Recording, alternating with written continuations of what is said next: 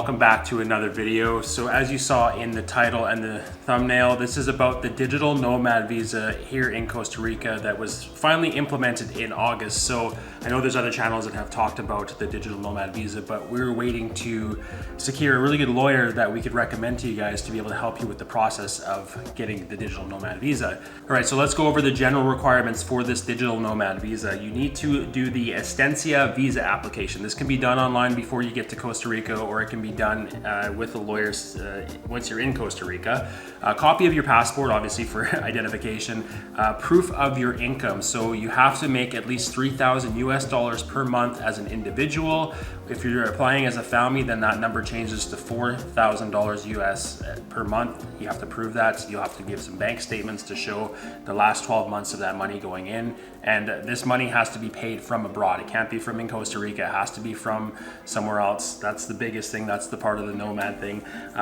You need a apostilled or legalized birth certificate for any direct relative under the age of 25 if you're doing the family thing. That's a dependent, as well as an apostilled or legalized marriage certificate for your spouse. So if you're applying as a family, you need those things as well. So they definitely have to be apostilled, and they have to be like a copy of it that's actually from the government, so not just a photocopy. That's where the lawyer is really going to help you, because they have those contacts to be able to get that stuff, especially once you're in the country. Threshold income. To be eligible for the visa, the applicant shall demonstrate an average monthly income over the last 12 months equal to or greater than, like I said, $3,000 as an individual, $4,000 as a family.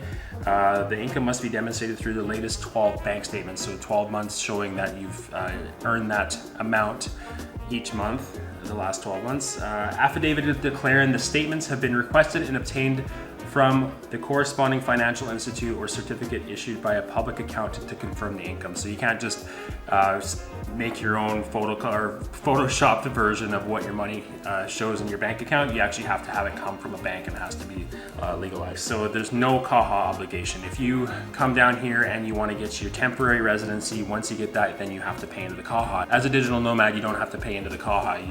You're not becoming a temporary resident. You're just using this visa for a minimum of 1 year, and then up to 2 years. Tax benefits. So total exemption on income tax that you earn while you're in Costa Rica. You don't have to pay that to Costa Rica. Some places will make you submit a remittance once you leave, so that you can get your taxes that you've paid into the country back. I know, like in Thailand, if you buy something at a store and you keep your receipt, you can actually remit that and get your sales tax back, because you're not actually from the country. So similar to the income as well, but they're not going to make you do that here. You don't have to pay any income tax to the country.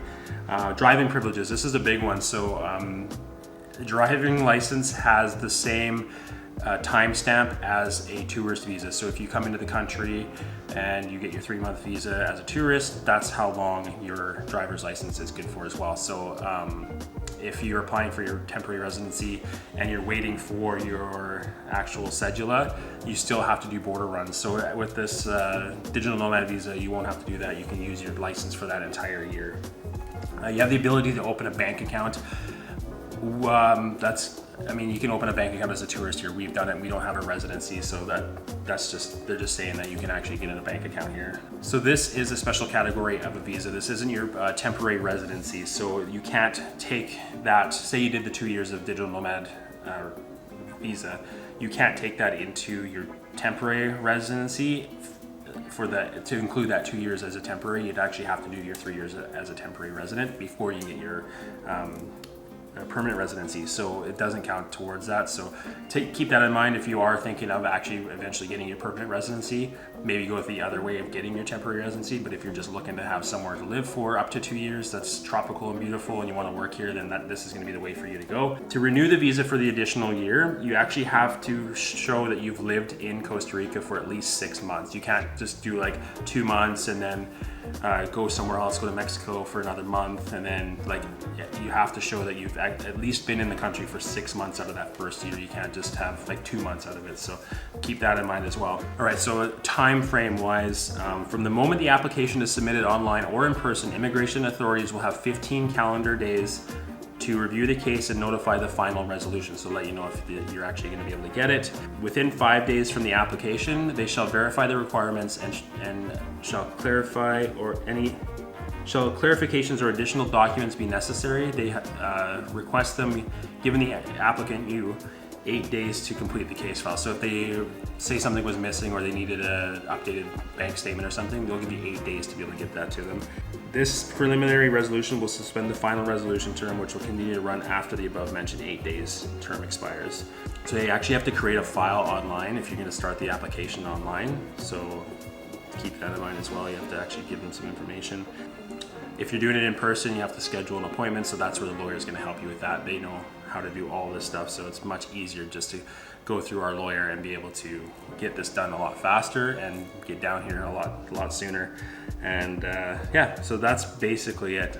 It's pretty simple, and it's nice that they're offering this. I mean, being able to just come down here and show that you work online and make a certain amount and be able to stay in the country, drive in the country, you can go travel around, come see us at Casa, and yeah, just like act as a tourist, but you're working as well. So it's a great benefit to the country. It's a great benefit to people like you that are a digital nomad looking to travel the world and still make an income. So this is just a quick rundown of the application process, all the things that you need.